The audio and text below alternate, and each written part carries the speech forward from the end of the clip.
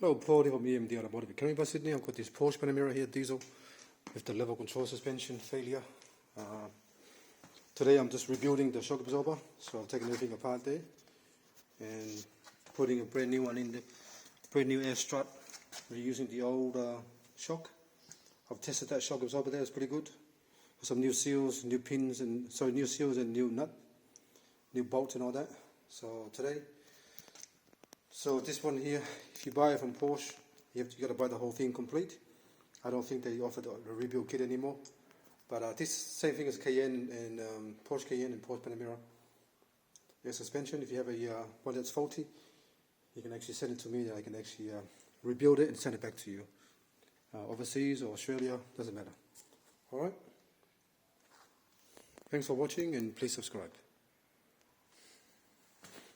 So I'm going to do one at a time. I'm doing this side here, and after that I'll do the other side, then the rear one, and then the other rear one. Alright, so I'm going to turn this little diesel here into a little monster. Sport exhaust. I'm going to put a sport exhaust on this one, and bypass for the actual DPF, and a tuning for about 80 horsepower more. Alright, thanks for watching and please subscribe.